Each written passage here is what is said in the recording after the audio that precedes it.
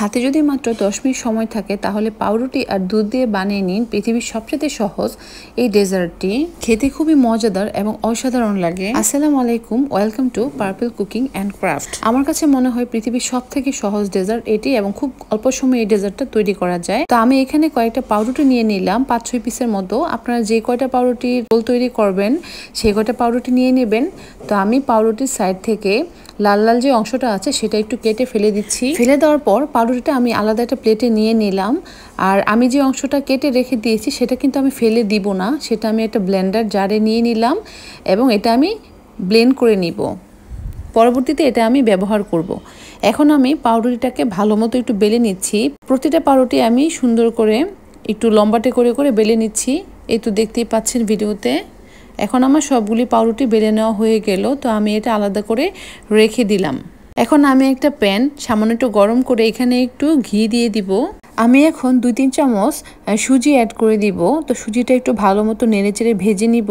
সুজিটা ভাজা হয়ে যাওয়ার পরে এখানে আমি দুধ দিয়ে দিব প্রায় হাফ কাপের মতো। দুধ দিয়ে আবার একটু নেড়েচেড়ে নিব। দুধটা যেহেতু আগে থেকে জাল করা ছিল তাই আমি খুব বেশিক্ষণ এটা জাল করি নাই। বলক চলে আসলে এখানে আমি দুইটা লবঙ্গ আর একটা এলাচ দিয়ে দিলাম। দিয়ে আবার একটু নেড়েচেড়ে নিচ্ছি, তাহলে সুন্দর একটা ঘ্রাণ আসবে। এই পর্যায়ে আমি 3 চামচের মতো চিনি দিয়ে দিলাম। দিয়ে আবার একটু নেড়েচেড়ে নিচ্ছি। এটাই আমার কাছে মনে হয় সবচেয়ে সহজ মালাই রোল। আমার কাছে এটাই সবথেকে বেশি সহজ মনে হয় মালাইটা তৈরি করা। তো এখানে আমি ব্লেন্ড করে রাখা পাউরুটির সেই লাল লাল অংশগুলো এটাও দিয়ে দিলাম। দিয়ে তারপরে একটু ভালো মতো নেড়েচেড়ে দিচ্ছি। লবণটাও অ্যাড করে দিলাম। এখন যখন এই পুরটা একটু ঘন ঘন হয়ে আসবে, দেখতেই পাচ্ছেন যে এটার ঘনত্বটা কেমন হয়েছে। তো এখন আমি এটাকে আলাদা একটা প্লেটে উঠিয়ে রাখবো পরবর্তীতে ব্যবহার করার জন্য।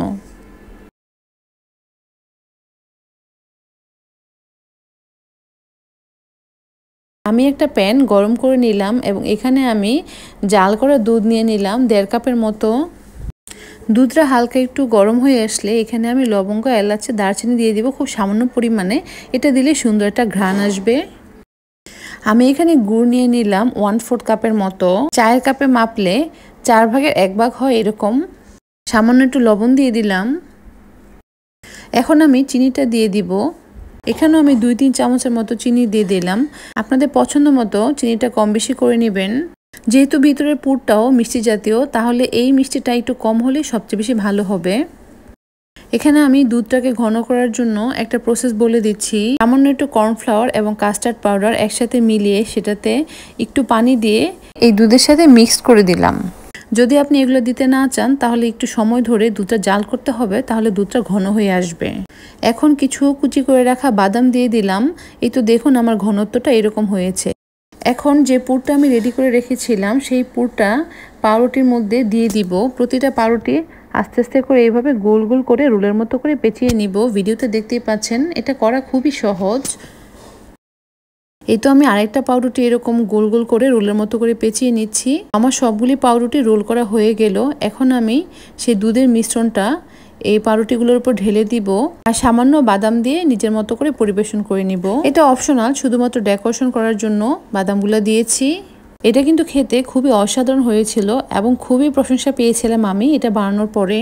আপনাদের কাছে কেমন লাগলো এই পাউরুটির মালাই রোলটি? যদি আপনারা এটা বাসায় চেষ্টা করে থাকেন তাহলে অবশ্যই আমার সাথে শেয়ার করবেন। আমার ফেসবুক গ্রুপে আপনারা চাইলে শেয়ার করতে পারেন। যদি ভালো লাগে একটা লাইক করবেন, কমেন্টস করে দিবেন, আমার চ্যানেলটা সাবস্ক্রাইব করবেন। সবাই ভালো থাকবেন। আল্লাহ হাফেজ।